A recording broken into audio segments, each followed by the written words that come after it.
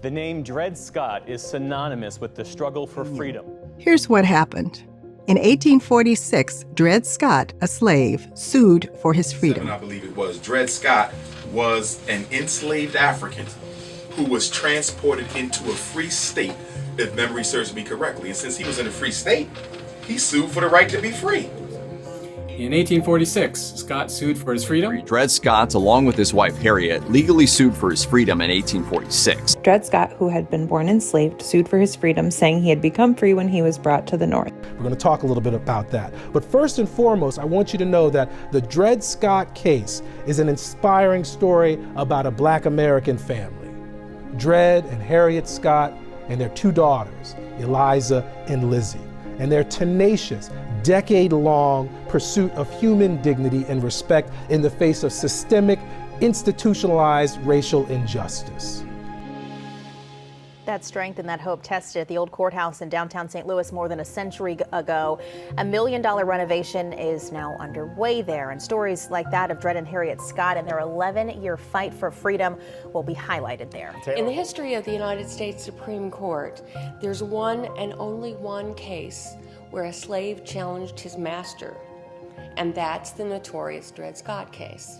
The Dred Scott case, from what they tell you, it was a case for his freedom.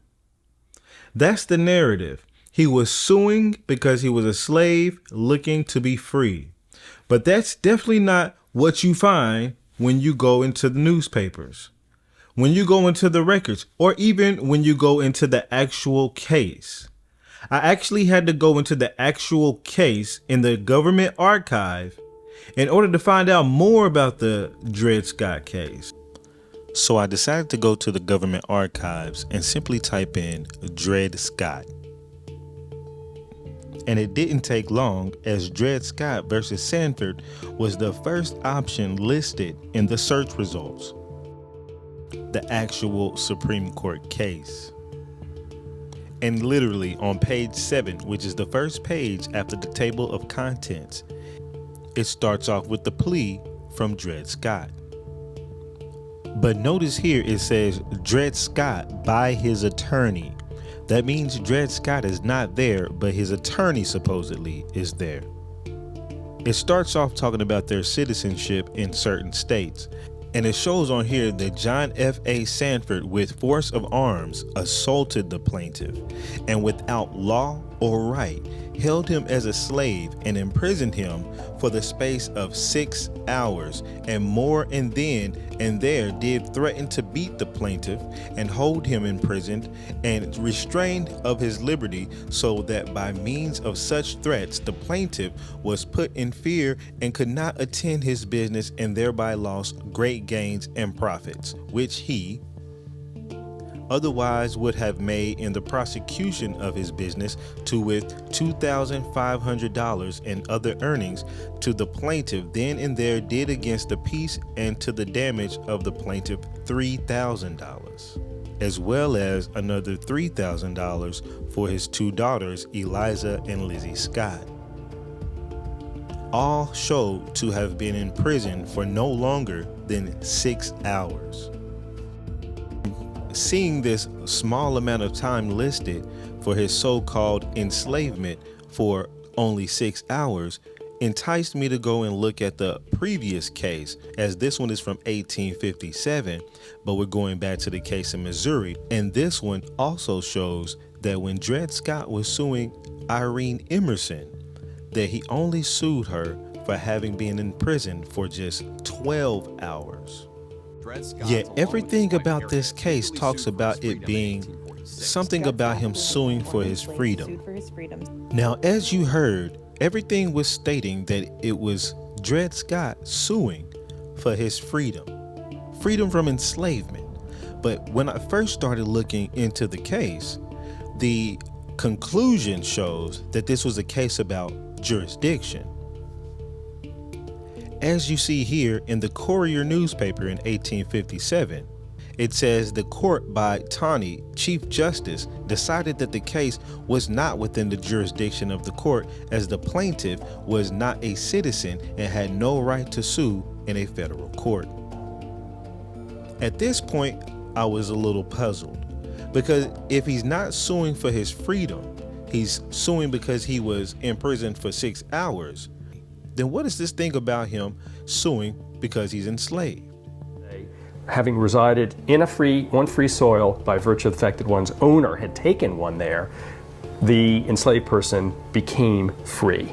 Well, the case of Winnie versus Whitesides established the Missouri precedent that slaves who had been transported and resided in a free territory were thereby free. So the once a free person, always a free person doctrine came from this Missouri case. Dred Scott was not suing for his freedom. Dred Scott literally says in the case that he was suing because he was enslaved for a total of 6 hours. Dred Scott was suing for $3,000 for himself, another $3,000 for his wife, and another $3,000 for his children. I want you to think about this. What type of slave would be suing his master for almost, $10,000 of yesteryear's money?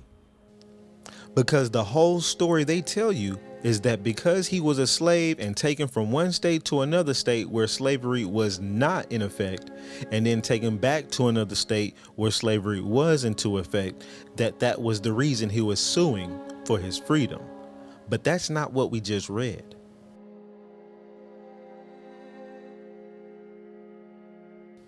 Now again, when you look at the Supreme Court case, it shows you that he was only imprisoned for the space of 6 hours. And also, the Missouri case shows that he was only enslaved for 12 hours. That prompted me to go look at other freedom suit cases to see what was the span of time that they stated that they was held. Was this some type of norm or boilerplate type of suits that they stated that people would put through at the time? Well, looking into another case, you see that one shows to be enslaved for the space of 80 days. I also show a freedom suit where one person stated to be enslaved for 20 months. So now I'm really asking questions. Is Dred Scott lying about the 6 hours or the 12 hours? Are the other suits exaggerating about the time that they were enslaved? One sounds like enslavement over time. The other one sounds more like a kidnapping. 6 hours. That's not a full time of slavery. In fact, 6 hours sounds more like a kidnapping. Something where a white person has now came into a Dred Scott, his wife, Harriet, as well as his 2 children. And kidnapping is something that Europeans did consistently.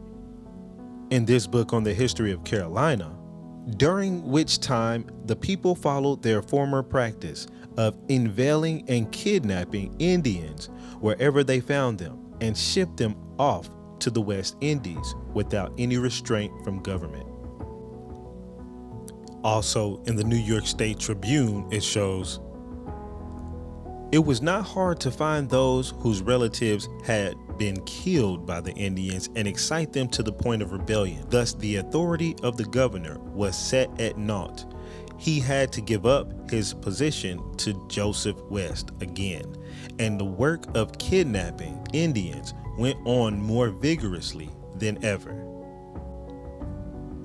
Further into the article, it says, by the traffic with the West Indies, we may judge that the water in South Carolina was very generally considered bad. To those who know the Indians' attachment to their homes and the strength of their family ties which bind them, it is plain that no surer way could be found of developing in them an undying hatred of the white people than this persistent kidnapping of their people. We may be quite sure that the warriors would hardly pay for the cost of capture, and that the bulk of the unfortunate sent into slavery were either women or children. And in the Library of Congress, it talks about the slave market of America. which goes in to talk about the injustices of how free people of color would be kidnapped or taken and forced into jails for not showing freedom papers in Washington, D.C. And if they could not pay the jail fines, they could be sold as slaves for life. All from a kidnapping. Either way, I wanted to find out more about this 6-hour time span. Looking further into the newspapers and also in records, I only found so many letters that supposedly had Dred Scott in presence, but yet he's not the one that wrote the letter. But yet they want you to believe that he was suing for his freedom. How could he be suing for his freedom if he was only suing because he was enslaved for 6 hours? But when looking into the Buffalo Weekly Republic newspaper in 1857, during the exact time of the case, I found an article from Associate Justice McLean about the Dred Scott and Sanford case. And looking down within it, it says the plea does not show Dred Scott to be a slave. Now that's exactly what I read. In fact, the Dred Scott case doesn't even show Dred Scott being a slave at all, according to the plea. According to Justice McLean, okay, so an associate judge of the Supreme Court at that time, along with Justice Taney and others, that you don't really hear much about Justice McLean, but he'll tell you directly that it does not show him to be a slave. It says things such as, it has never been held necessary that to constitute a citizen, a man should have the qualifications of an elector. Females and minors may sue in the federal courts, and so may an individual who has his domicile in the state in which he may sue. The most general definition of a citizen is a free man. The plea does not show Dred Scott to be a slave. It does not follow a man is not free whose ancestors were slaves. It was said colored citizens are not agreeable members of society, but that was more a matter of taste than of law. Several of the states have admitted such persons to the right of suffrage and recognized them as citizens. Now, there's two things about this. It's both confirming that Dred Scott should be a citizen and be able to sue, and also showing that he is not a slave, which to me states that he has the right to sue John Sanford for trying to imprison him for 6 hours. In fact, the issue is it was Sanford, John A. Sanford, in his defense that said that he was an actual African slave and says, hey, I put my hands on him in order to get my slave back. In one of John Sanford's replies, it states this, and the said John Sanford in his own proper person comes and says that this court ought not to have or take further cognizance of the action aforesaid, because he says that said cause of action and each and every of them, if any such have accrued to the said Dred Scott, accrued to the said Dred Scott out of the jurisdiction of the court and exclusively within the jurisdiction of the state of Missouri, as alleged in his declaration, because he is a Negro of African descent. His ancestors were pure African blood and were brought to this country and sold as Negro slaves, and this said Sanford is ready to verify. And then it says, his aforesaid action thereof against him, because he says that before and at the time when in the said first count mentioned, the said Dred Scott was a Negro slave, the lawful property of the defendant, and as such slave, he gently laid his hands upon and only restrained him of such liberty as he had the right to do so. And this the said Sanford is ready to verify. Wherefore he prays judgment whether the said Scott ought to have or maintain his aforesaid action thereof against him. He also makes the same claims against his daughters and his wife about being African slaves. Now, Dred Scott never said he was an African slave. That's what Sanford said.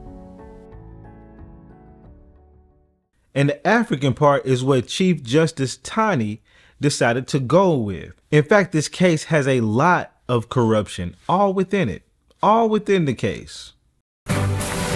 On this day in history, the Supreme Court issued what is now considered one of its worst decisions ever. It was in 1857 that justices ruled enslaved people were not citizens of the United States. Thank you, Justice Thomas. I'll maybe start by addressing Dred Scott. As you alluded to the fact, Dred Scott, imposed one of the worst injustices in the history of this court, and it led to the outbreak of the Civil War. Dred Scott's the worst decision ever made by the Supreme Court, and the only debate is the worst or the second worst. No. Hold on, you may be saying, wait a minute. Dred Scott, wasn't he the plaintiff in the worst decision the U.S. Supreme Court ever made in Scott versus Sanford? For the uninitiated, you should know from the outset that Scott versus Sanford is one of the most significant cases ever decided by the United States Supreme Court. It is also, as Paul said earlier, one of the most infamous. With everyone propagandistically talking about how this case was, I had to look even further into it. Some of the major things you will see is that things talk about the case being made up, such as this that says, let them make up their case, as the Dred Scott case was made up, and make their arguments through the intervention of a lawyer's brief to the Supreme Court.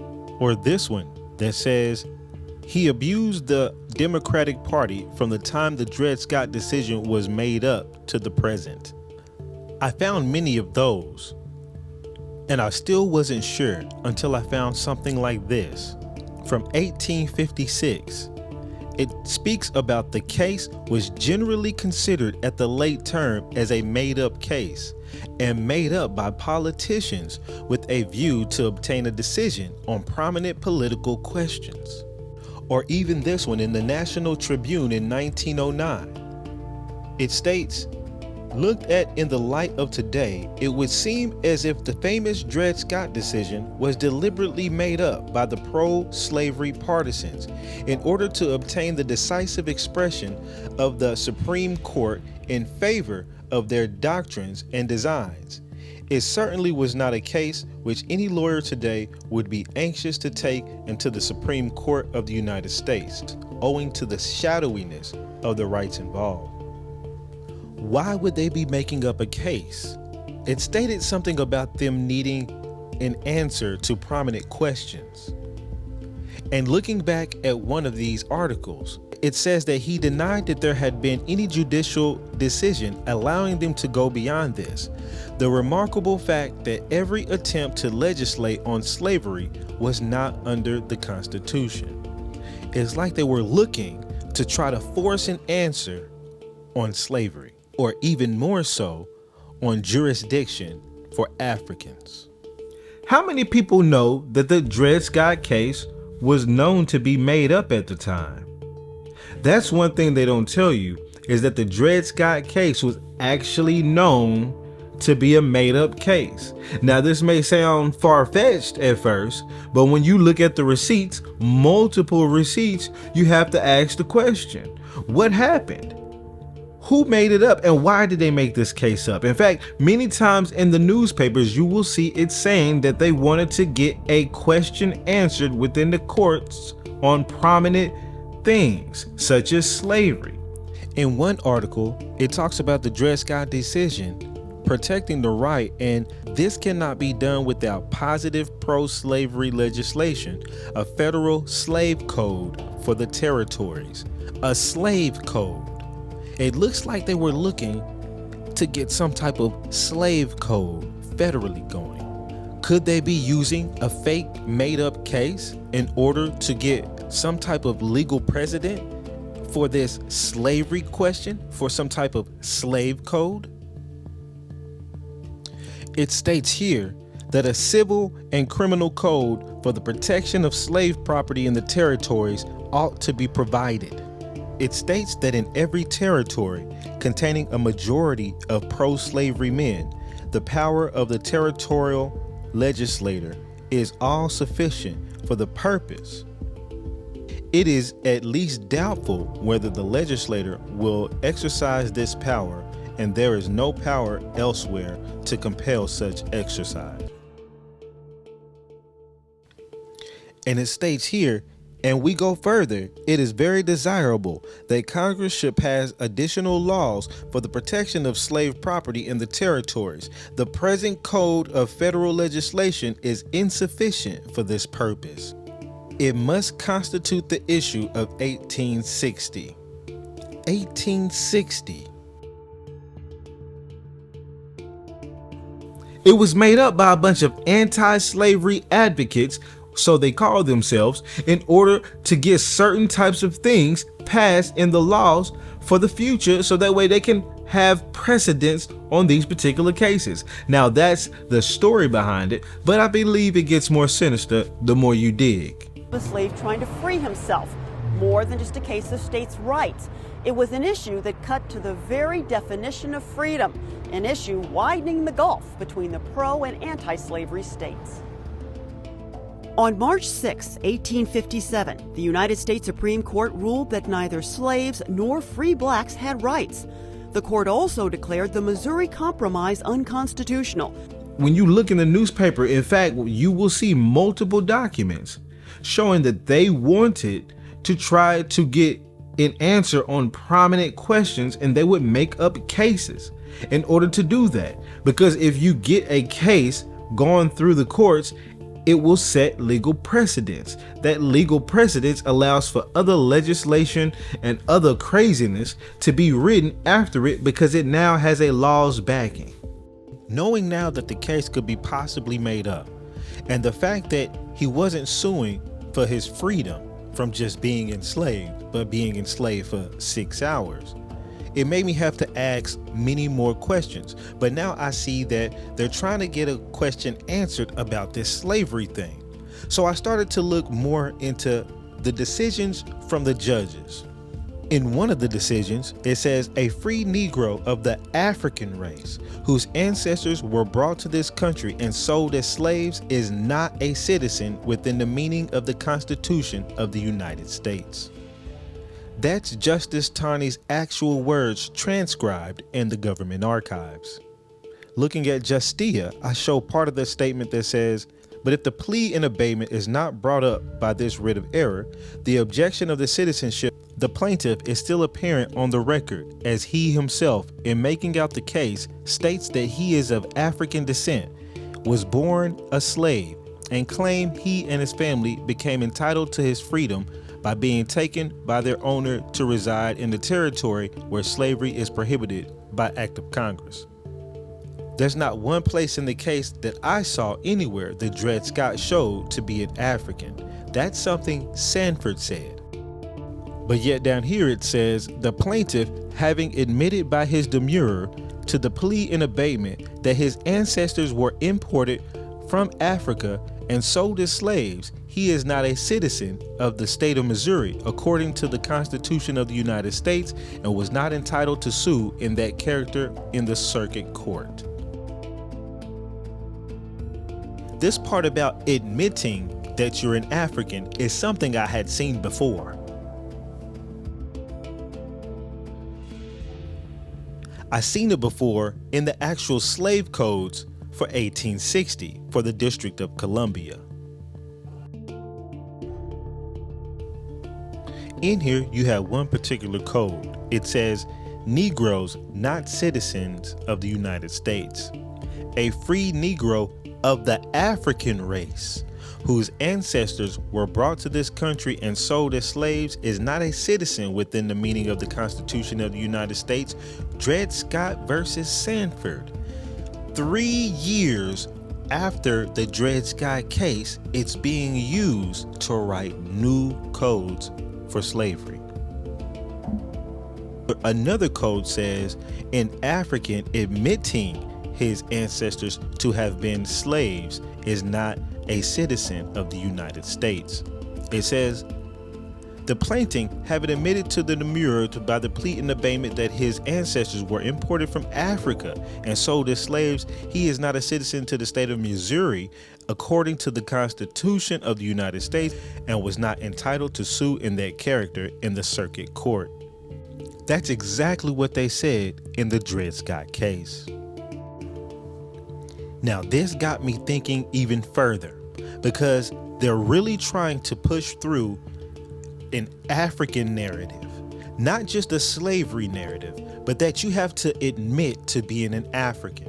Why would they put the word admit if everybody of a melanated hue here was already known to be an African?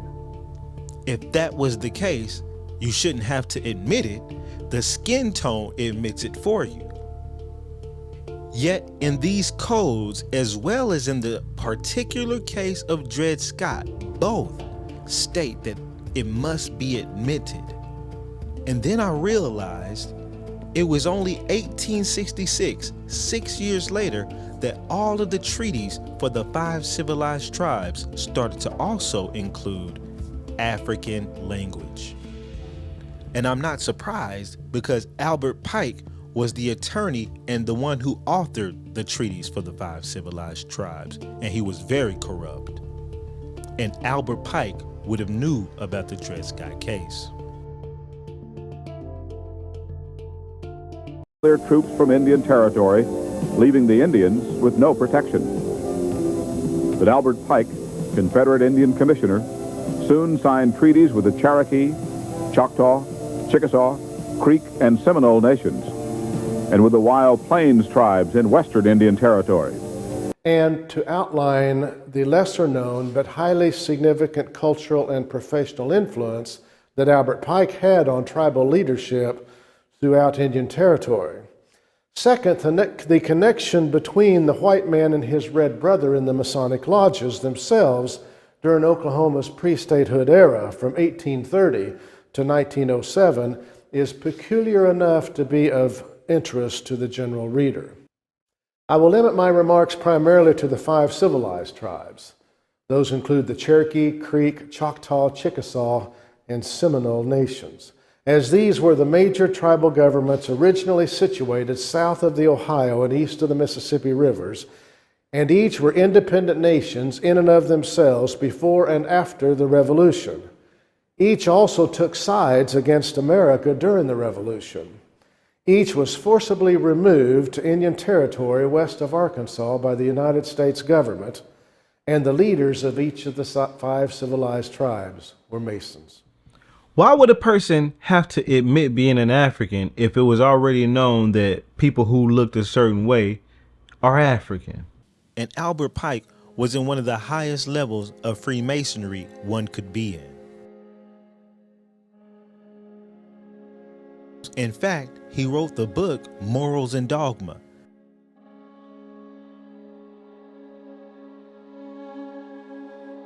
And you can also see in the newspapers that yes, Albert Pike was an Indian agent. You can find him in the newspapers also colluding with other prominent Indian surnames such as McIntosh, McCullough, and Ross, all of which would have been Masons, all of which were some of the main signers of those 1866 treaties. Even this newspaper in 1886 shows you that Albert Pike was the Indian Commissioner of the Confederate States. So it's no wonder that right after the Dred Scott case of 1857, when Justice Taney decides to go with the African language, setting a legal precedent, one of the first legal cases utilizing such language about an African, that they also used the same case in 1860, 3 years later, to change the slave codes. And then you get a rewriting of all of the treaties of 1866 for all 5 civilized tribes. And all of these start to include African language, such as the Creek Treaty of 1866. In Article 2, it says, rights of those of African descent hereby covenant and agree that henceforth neither slavery nor involuntary servitude otherwise than in the punishment of crimes whereof the parties shall have been duly convicted in accordance with the laws applicable to all members of said tribe shall ever exist in said nation. And inasmuch as there are among the Creeks many persons of African descent who have no interest in the soil, it is stipulated that hereafter these persons lawfully residing in said Creek country under their laws and usages, or who have been thus residing in said country and may return within 1 year from the ratification of this treaty, and their descendants and such others of the same race as may be permitted by the laws of said nation to settle within the limits of the jurisdiction of the Creek nation as citizens, shall have and enjoy all the rights and privileges of native citizens, including an equal interest in the soil and the national funds, and the laws of the said nations shall be equally binding upon and give equal protection to all such persons and others of whatever race or color who may be adopted as citizens or members of said tribe. And coming over to the Seminole website, you also see that their 1866 treaty has African language. Over to the Choctaws and Chickasaws, also in Article 3, you do have something that states about African descent. And remember, you're supposed to admit to being an African, not just be assumed to be an African. Otherwise, it would just state that Negroes are not citizens to the United States, or Africans are not citizens to the United States, not a Negro admitting that you're an African. But I'm also not surprised that the 5 civilized tribes made this move. Within the census of 1890, you have recorded the 5 civilized tribes' population, and you see some very big red flags. According to this, the nation's total was about 178,000 total Indians, and out of that 178,000, 109,000 of them were white people. Even more so sinister when you look at the Chickasaws, they showed to have a total of 57,000 members, and out of the 57,000, 48,000 of them are white people. How could 48,000 white people have married into and procreated with only 5,000 Indians? Now, the crazy part about this is that it states that in a person admitting he was an African and that his people were slaves brought here from Africa, that you are not a citizen of the United States. Now, you got to think, why would they put the word admit if everybody here in America, as a so-called melanated person of a darker hue than anybody else, if all of them are supposed to be Africans, why would it even need to be admitted? But as you can see here, Albert Pike was the attorney for some of these nations, if not all of the nations, for the 5 civilized tribes. And an attorney would be very, very much so up on the latest cases. The latest case from the Supreme Court being that of Dred Scott. And the Dred Scott case, in my opinion, influenced those new treaties. And when you look at every treaty prior to it, and every single treaty prior to the treaties of 1866, never once spoke about an African, never spoke about a slave, a freedman, a Negro, a black person, or any of those. So how come now? Why would there even need to be a clause for it? It should just be, right? Or even if you want to write a law for it. The 1860 slave codes, which comes after the Dred Scott case, all of a sudden starts to add in African language and saying that if you admit it, that you're an African, that you are not a citizen. And it also quotes the Dred Scott case. The Dred Scott case is one that I had to study a lot about. There's a lot of information coming out today about birthright citizenship. And now you'll hear it a lot in Congress today, but nobody's talking about the true facts of the Dred Scott case. Arguing that since he had been brought into a free state, he should be a free man. The case wound its way through the courts before landing in front of the Supreme Court and Chief Justice Taney. Just in an opinion by Justice Taney, the court ruled infamously that black people were not included in the Constitution's definition of citizen. The fundamental issue: did blacks have the same rights as whites? Taney believed he had the answer. On March 6, 1857, the court announced its decision. By a 7-2 vote, it ruled that blacks did not have the same rights as whites and therefore could be treated as property. If a person held in free territory, like the Wisconsin Territory, then you should be freed even in a slave state like Missouri. That 11-year odyssey took them all the way up to the Supreme Court, the one that ruled against Dred Scott in 1857. The ruling had three main parts. First, it said that blacks did not have rights in federal courts as federal citizens. Second, it said that slave states no longer had to honor the once free, always free doctrine. And third, it said that Congress never should have prohibited slavery in the Wisconsin Territory in the first place, or in any territories. Nobody's talking about the true facts of the Dred Scott case. Nobody. In fact, I went through so many video clips. Everybody has their political talking points, their historical talking points, whatever it was that, and whenever it was that it was taught to them, that is what they regurgitate and continuously regurgitate, even in the high levels of education fields. And Chief Justice Taney was known for being corrupt, known for being a racist, and not just because of some random things. I mean, literally, there's a book entitled The Dred Scott Decision, and he introduces a book by some man. I think the last name might be Cartwright or something, but long story short, he introduces a book by some man that says the history of the prognathous race. And when you look up what prognathous means, it means of a protruding jaw, saying that the black people, or the people with protruding jaws, are the ones who are an inferior race of the earth. You would find books like this: The Dred Scott Decision, Opinion of Justice Taney, and an introduction by Dr. J.H. Van Kyrie, an appendix containing an essay of the natural history of the prognathous race of mankind by Dr. S.A. Cartwright.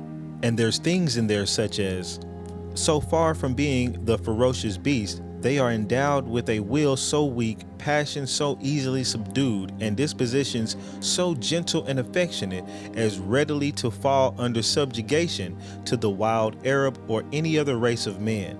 Hence, they are led about in gangs of 100 or more by a single individual, even by an old man or a cripple, if he be of the white race and possessed of a strong will. It says a man possessing a knowledge of the Negro character can govern 100, 1,000, or 10,000 of the prognathous race by his will alone, easier than one ignorant of that character can govern a single individual of that race by the whip or a club.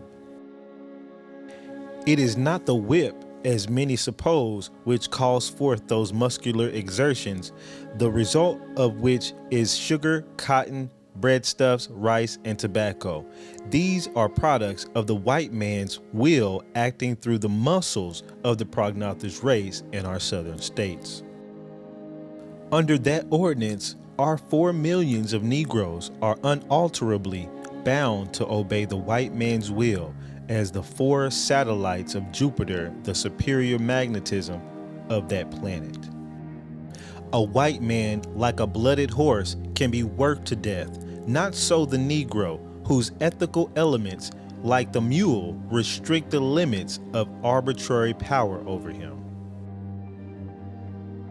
The care that white women bestow on the nursery is one of the principal causes why 300,000 Africans originally imported into the territory of the United States have increased to 4 million. The care that the white women bestowed on the nursery is one of the principal causes why the 300,000 Africans originally imported to the territories of the United States have increased to 4 million. They're literally giving credit to our birth rate to white women nursing us. As you can see here, it's called the ethnology of the Negro or prognathous race. Looking up exactly what prognathous means, it shows having a protruding lower jaw or chin. It's just a really pompous way of making fun of Negroes. Now, these are the type of people in the courts. Now, this is something Justice Taney would read. And Justice Taney was known for being corrupt. We'll get back to this newspaper article. After Taney wrote the Dred Scott decision, he was saying that African Americans aren't worthy of full citizenship or even full personhood in this country. It's way past time for it. Charged issue of slavery himself once and for all. Rather than see Congress, which had debated the issue carefully for decades, Taney incorrectly and stubbornly claimed that the founders believed that African Americans had no rights which the white man was bound to respect. And not only was Chief Justice Taney a racist, but he was also corrupt. In fact, I'm going to show you in the newspapers where Andrew Jackson had actually appointed him as an actual judge, him being a politician at the time. And actually, he only got that position because he did some corrupt things within the Treasury. And the Supreme Court at the time wasn't worth a damn. Looking at this 1909 newspaper from the National Tribune, it says the Supreme Court of the United States under that great jurist John Marshall won a high place of esteem of the people of the country, and all the Americans were disposed to accept its decisions as final word upon any subject. At this point, it's saying that at one point the Supreme Court was something that the people revered. They actually looked up to them. But then things changed. Reading further down, it says, during the decade before the war, however, the Supreme Court had deteriorated greatly in character and legal attainments of its members. There was not a man on the court who was held in high esteem as a lawyer or jurist, and nearly, if not all, of the members were politicians whom Jackson had appointed in reward for partisan subserviency. They were politicians rather than lawyers, and so regarded by the legal fraternity. And even further down, it will tell you that at their head, Chief Justice Taney of Maryland, who had received his appointment from Jackson as a reward for removing the deposits after Jackson's Secretary of the Treasury had refused to do so and resigned. Taney literally did something corrupt within the Treasury that Andrew Jackson, the president, asked him to do that the other person would not do, and that is the only reason why he even sat on that court. And sitting on the court does not give him automatic knowledge of what a lawyer and a jurist would have. Someone who's actually been through school to be a lawyer. He was just a politician. And politicians may not have the same moral stance as it comes to law. Maybe that's why Taney focused on African jurisdiction. You have a man of a dark color whom the defendant is calling an African in the case, not Dred Scott himself, and Justice Taney decides to go with that and make jurisdiction of Africans a big part of the case. And looking in the newspapers, it says the queerest part of the decision that after deciding that Dred Scott had no standing in the court and therefore the court had no jurisdiction in the case, the court proceeded to take and make extreme jurisdiction and go miles afield beyond the limits of the case before it. Decision as well. But in terms of impacting the reputation of the court, I think Dred Scott did a great deal more damage to the reputation of the court, in part because I think the expectation among most people is that the court was not going to be overtly political. Not that these cases aren't political at times, but that it wouldn't actually engage in politics. And what we see in Dred Scott is really a court reaching out and deciding a political question and deciding it wrong. What do you mean not being political? It was nothing but political. Supreme Court, a lot of people who were put on this particular Supreme Court were politicians, not actual lawyers, judges, or jurists. So the only type of outcome that could come from this would be political. The court started to purposely become corrupt because they had politicians in there. Now, one thing you have to understand is that politicians do not go through courses and classes in order to become lawyers, jurists, people to sit on a panel of judges within the Supreme Court. But if you can put somebody there that's somebody you want there, it doesn't really matter if you're the president and you have the power to put somebody in the Supreme Court that can make decisions on your behalf. And Justice Taney was one of those people. All of a sudden, out of nowhere, once the case was decided not in his favor, he all of a sudden is manumitted or set free by his so-called master. Now, why would you sit here and set somebody free after you just battled them in court trying to keep them enslaved for years? What type of sense does that make? They literally want you to believe that this man was fighting people in court for his freedom, and once he lost that fight, they set him free. In 1858, less than a year after the case, he's known to be set free by a Mr. C.C. Chaff. Now, multiple documents say that C.C. Chaff was the one that manumitted him, that released him. But in some of these, it will state that C.C. Chaff gave him back over to a so-called original owner named Taylor Blow, in which he was able to manumit him. Either way, they want you to believe he sat there for 10 years fighting for his freedom, and they were fighting against him for 10 years only to release him right afterwards. Seems like a big waste of time. 10 years worth of time. And you gotta wonder that in 1860 slave code being changed up so late in the game when 1865 slavery ends, you gotta wonder what was the motivation about that? Why were they trying to rush and get this African language in? It's just kind of like how they were trying to rush and get prominent questions answered within the law under the Supreme Court, making up possible cases such as this one from Dred Scott. Because they tried to always get some type of legislation passed for this slavery thing, while at the same time making jurisdiction a big part of it. Citizenship, a major part of the case, a major part of the decision. And not only that, but right after the Dred Scott decision is pretty much the start of the Africanization. At this point, newspaper documents change. At this point, dictionary entries change. At this point, new treaties start getting written. At this point, new things in the Constitution start getting passed, and they all are admitting some kind of random African thing. They're all talking about some kind of random African thing. We'll take a look briefly, but when you look into the dictionaries have definitions that change, and a lot of them change in the 1800s, especially in the mid-1800s.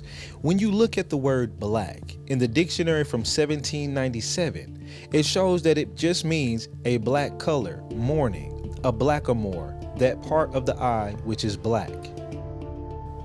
In an 1828 dictionary, not only will black show the definitions of the color of night, destitute of light, dark, darkened by the clouds, as the heavens black the clouds, and things of that nature. It also shows the etymology of the history of what black was and how black was used prior to its current inception. And black before meant pale, wan, livid, to become pale, to turn white, to become black, to blacken, pale, wan, livid. A lot of things that talk about more of a light hue. It's not until the 1850s where you start to see that the word black starts to include things such as of African descent or of the people of Africa. You start to see words like Negro change. From the 1659 Spanish dictionary, it says Negro, Italian and Spanish, a neger or blackamoor, whom the Dutch call a swart. And in the 1797 English dictionary, it says a Negro is a blackamoor. And it's not until the 1800s, the mid-1800s, where you start to see things under Negro that says a native or descent of the black race of men in Africa. They have also removed the blackamoor in the definition. And for those who don't know, looking up what a Moor is, it says a marsh, a sin, a bog, a tract of low and watery grounds, a Negro, a blackamoor. Yes, as they are changing treaties, they are also changing definitions, as they're changing slave codes as well. Everything is changing and starting to include some African wording within it.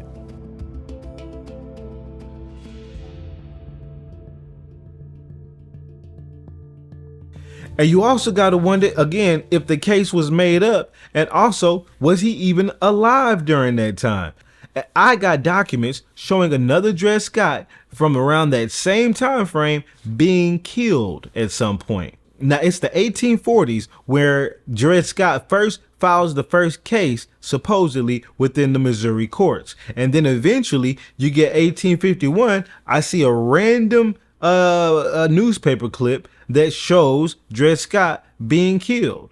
And then you see nothing in the newspapers until 1856, where it distinctly talks about him being part of this Supreme Court case. Seems like it's planted.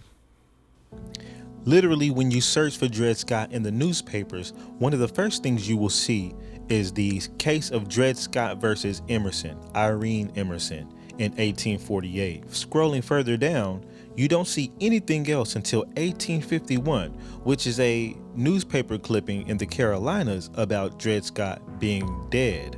It shows here that Dred was a free man of color, partially deranged, and about 60 years of age. He breathed his last at Gaston on Monday, the 9th instant, after much painful suffering from the mishap which befell him some months or two previous. And then you don't see anything else about Dred Scott until all of a sudden 1856, when he's a part of the Supreme Court case with John F. Sanford. So I still wasn't sure if he was alive or dead, but I found another interesting article which muddies up the story even further. It states here that Dred Scott must not be confounded with Dred, a character in one of Harriet Beecher Stowe's novels, and who was purely fictitious, never having had an existence. So I found the actual book by Harriet Beecher Stowe and found that it was actually written in 1856, the same year the Supreme Court case happened. Written by Harriet Beecher Stowe, the same lady that wrote Uncle Tom's Cabin. So we're not sure if Dred Scott was dead or if he was a fictional character. We also show that Dred Scott died by 1858, right after the case. And Dred Scott was also freed in around 1857, which means he may have only been free for at most 1 year. But looking into another newspaper article I found in 1858, it shows for very many years he has been practically his own master. It shows Dred Scott was a very old Negro and enjoyed perfect freedom even after his decision. At the Great Railroad celebration in St. Louis in June 1857, he was upon the fairgrounds and an object of greater curiosity to most people than any of the white lions in the city. Further down it says, for very many years, he has been practically his own master. How could it be many years when he was dead less than 1 year right after the case? I never saw Dred Scott under an actual obituary section. In many cases, I only saw Dred Scott and his death being mentioned alone. Such as this one, it says, the somewhat eminent Negro known as Dred Scott, whose name is intimately connected with perhaps the most famous and most important decision of the United States Supreme Court ever rendered, died in this city, Fast Friday. He was born in Virginia and brought to this city by Captain Peter Blow, father of Henry T. and Taylor Blow, to whom he originally belonged. His last owner was Reverend Mr. Chaff of Massachusetts, who got possession of him by marriage and by whom he was emancipated soon after the late Supreme Court decision. I found several newspaper articles of Dred Scott's passing, but I never found it under an obituary. We're going to take a closer look into all of the people who supposedly owned Dred Scott. The story is so convoluted, it just is all over the place. Because remember, they want you to believe that we, as melanated individuals, got our surnames, our last names, from some slave master, and that's the only reason why you have English names. But Dred Scott was not named after Emerson. He was not named after Curtis Blow or whatever the dude's name is, the people with the last name Blow. And he also wasn't named after Mr. Chaff. So you really got to ask questions. One, did these people even own him at all? And two, even if they did own him and you go by the narrative, how come his name didn't get changed to any one of those people's names? So where exactly did Dred Scott get his name? We're not sure if he's a fictional character. We're not sure if he was dead prior to then. It surely couldn't have been that many people with the name Dred. I was unable to locate any birth records, marriage records. There's a lot of things missing. And Scott is not the name of any of the people who were said to have owned him. He was owned by a Emerson, by a Blow, by a Chaff, but he was never owned by a Scott. If you were to Google it, the basic information tells you that Dred Scott's name originally was Sam Blow, trying to connect him back to the original owners with the last name Blow. And then websites will tell you that he took on the name Dred from his little brother who had passed away. But there's no information on who that little brother is, and that still does not explain the last name Scott. It says here, it is reported that Dred Scott was originally named Sam, but took the name of an older brother when that brother died at a young age. Scott was born into slavery in Virginia around 1800. It never says where he got the last name Scott. In searching the newspapers heavily, I found another article that tries to explain the name. In 1963, it says, in the settlement of Blow's estate, Sam became the property of an army surgeon named Emerson, stationed at Jefferson Barracks. Coming down further, it says in May 1836, they were transferred to Fort Snelling in present-day Minnesota, where General Winfield Scott was then serving. At Fort Snelling, Sam acquired a new name that he carried back to St. Louis and into history. This new name, Dred Scott, apparently came from one of the nicknames applied out of his hearing to General Scott. The general often was referred to as Old Fuss and Feathers. Likewise, he was called Great Scott. In the language of the slaves, Great Scott easily transformed itself into Dred Scott, the name regularly used afterwards. It is this latter nickname borrowed by other servants and applied to Sam that the simple illiterate slave carried back to St. Louis. No other explanation for the change of name has ever been found. So in 1963, they still didn't know where the name Dred or Scott came from, and they came up with some ideas. But somehow people have changed the story to where the word Dred came from his little brother, which we don't know who that is, and we still don't know where the surname Scott came from. But then I also found newspapers that state things like, first there was Dred Scott, then Winfield Scott, and now is the Scott law in Ohio. Or another one that says, match the slightly less than Great Scots in this paragraph with what they tried to do in the following paragraph. Score 1 point for each correct answer. And listed here are Robert Scott, Hugh Scott, Randolph Scott, Dred Scott, and Winfield Scott. Nowhere in any of these cases does it talk about a Winfield Scott or in any of the history. And we still don't know where he got the last name Scott. Looking into my own genealogy, I too have people with a surname of Scott. Some of them are actually listed on the Dawes Rolls as full-blooded Cherokees. Looking further into the Dawes Rolls, you will find lots of Scots, many of them with full blood, listed under different tribes. In fact, there's 546 people with the surname Scott on the Dawes Rolls. And keep in mind, in order to be a full blood, That means your mother and your father had to be full blood. How can a full-blooded person have the last name Scott if the surname Scott is supposed to not be an Indian name? They would want you to believe that maybe these Indians were given the surname Scott. Scott doesn't seem like much of a biblical name.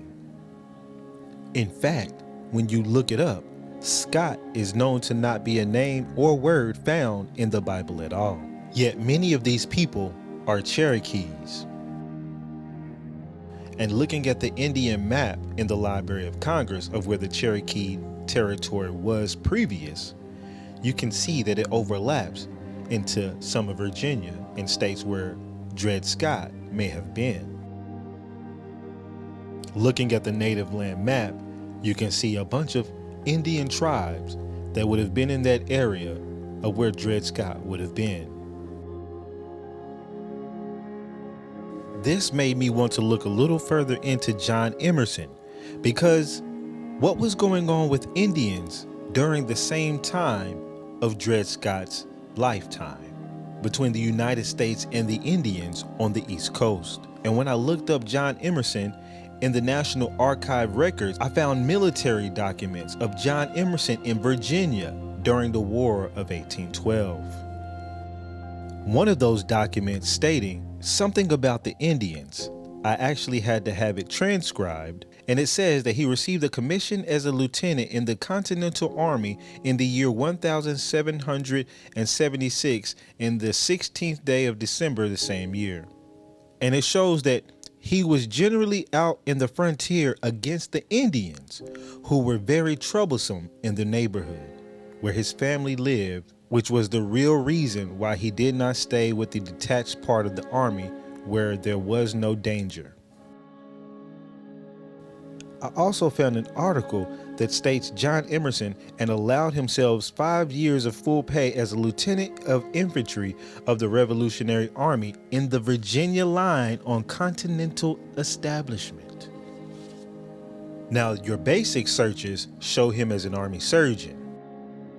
And I can't take that away from him, because in a newspaper in 1843, I did find a John Emerson listed as the assistant surgeon in the military. And it shows here that John Emerson was born at about 1803. It doesn't list his place of birth. However, the photographs used in order to portray who John Emerson was leaves many questions to be answered. Looking back at the war documents of 1812 under Emerson, I found Major Taliaferro. Now, Major Taliaferro was a very known Indian agent. Major Taliaferro is credited with selling a teenaged Harriet to Emerson. And he's also the one credited with marrying Dred Scott and Harriet together. Why are all these Indian agents in this story, especially when they had a big hand in the War of 1812 against the Indians? And the Scots would have been some of the Indians in the same area. Taliaferros were so prevalent within the Indian agencies that even one of them made it to my family tree.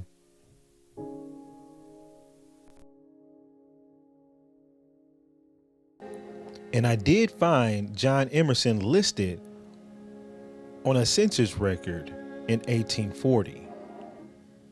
All in all, the headstone of Dred Scott today just shows that he was freed from slavery by Taylor Blow. Wanted to visit her ancestor's grave. The other one was so low, it was difficult to find. And yet I also wanted to be sure that we had space to inscribe on it, so that when people come really from all over the world. It's not even a question of whether Dred Scott was right or not. Justice Taney just utilized this case in order to push through an African precedent for the future, for people to start writing these things up, these treaties and things. Because the most that you can find of Dred Scott saying anything in the case, which this was his attorneys, not himself, was he said full Negro blood, full Negro color, a full Negro blood and color. Now again, remember, a Negro does not mean African. There's multiple types of Negro races, which is why in the case it states a free Negro of the African race. If a Negro is of the African race, it would just say a African or a Negro, and the rest should be assumed.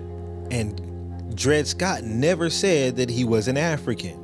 It was John F. Sanford that stated he was an African and of full African blood. And the racist Justice Taney went with the defendant. It's just like having a person that you're taking to court who decides to lie, and a corrupt judge decides to believe the lie over you. But in this case, when the judge accepts that lie in the Supreme Court, it has all types of ramifications, which is exactly what Justice Taney did during this case. Now, these days, we're stuck with Justice Taney's decision in the Dred Scott case. And Justice Taney was the most corrupt judge that there was on the case. In fact, he only got the position, like I said before, after being appointed by Andrew Jackson for doing some corrupt stuff within the Treasury. So why are we stuck with his decision? Because Justice McLean had a very clear decision about this case, and he sat on the bench with the rest of them. So his decisions should be just as important and should be just as available to find. And it was him and Chief Justice Curtis that both had a different opinion than what Justice Taney did. It says here that McLean of Ohio and Justice Curtis of Massachusetts strongly dissented from all the decisions of their brethren. But that didn't stop them from taking in Justice Taney's decision, because what did they need? They needed some type of legislation on slavery on a federal level. And not necessarily slavery, but being an African. There's only one good reason why we're stuck with Justice Taney's decision, is because that's the propaganda they wanted to carry forward and make fact. And as I was looking for other decisions, I looked through the archives, and it took a long time before I found the decisions and the words of the other justices. Most of these books just explained Justice Taney's decision. It's not until I found a book from 1860, just 3 years after the case, called The Case of Dred Scott in the United States Supreme Court, and it actually includes Mr. Justice McLean and Justice Curtis. But almost everything after this does not include any of their words. It's almost as if somebody's trying to silence them, or maybe they just don't want us to know what the other justices had to say about this case. Nowhere in any of the cases did Dred Scott ever say that he was an African. Nowhere in any of the cases that I read did Dred Scott ever say that he was enslaved by these people. He's always claimed his freedom. He stated to be of Negro blood, but he never claimed to be an African. Again, it was John F.A. Sanford who called him an African.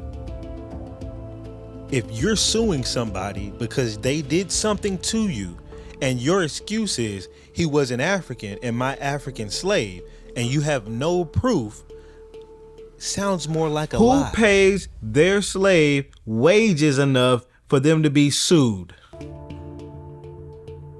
Why would he sit here and sue him for $9,000 and still be his slave on his plantation working every day for him? And just because you are a slave does not mean you were an African. It is very well known that white people were slaves, not just involuntary servants. Being a slave doesn't mean you're an African. Being a slave doesn't mean you're a melanated person. Anybody could have been a slave back then. A lot of you all are stuck on this whole indentured servitude thing, but there's many receipts that not only could white people be slaves, they could be whipped, sold, and all of that. A lot of times they were usually enslaved from breaking the law, and so were some of our people. You have things like Harrison's Law. For selling and whipping, white men and whipping applied to criminals only, because slavery, in some cases, was given out to criminals. And white people were complaining about Harrison's Law in the newspaper. For example, a poor girl, as it has been remarked, carrying her butter across the market, trots her horse across a bridge, is prosecuted and unable to pay the fines and costs, is sold into slavery. A Negro becomes her purchaser, who may whip her with 39 stripes on her bare back if she attempts to escape. What a killing sympathy for poor people. Or it says here, a father in a moment of irritation resents an insult offered to his daughter. He is unable to pay the fines and costs and is sold under General Harrison's Law into bondage. And you have other articles like this one called The White Slaves. You can also find the Harrison's Law in the Library of Congress. So at this time, we're not even sure if the case was made up. We're not sure if Dred Scott was ever a slave. We're not sure if Dred Scott was an African. We don't even know if Dred Scott existed at all, to be honest with you. And I understand that there are people who claim to be his descendants of today. But I would really like to look at that paperwork, not calling them liars. I would like to know how the family tree is branched out. There's always the possibility that there was a Dred Scott. He was killed for whatever the case may be, and they still utilize his name in later cases in order to try to push this precedent through. Are there any ramifications to the lies from the Dred Scott case? You know, some of the ramifications I see personally are the Africanization of our people. The purposeful push of propaganda, treaties, documents, laws, and everything else in order to try to propagandize us into admitting that we're Africans. And even today, many people do admit it. People do admit it even without having it on their family tree. A shred of proof, period. They have zero pieces of proof about finding an African, yet they still admit it every single time. Many of them, except for those who know their Indian heritage. You have to ask many questions these days. You have to wonder, what is the angle of all the corruption that happened? Now, many of us who are American Indians and we've done our genealogy, which is called the family tree, not the spit in the tube thing. Many of us know more about the history about what happened here than many of the people that get their information from the mainstream. But we know that this Dred Scott case was used against us.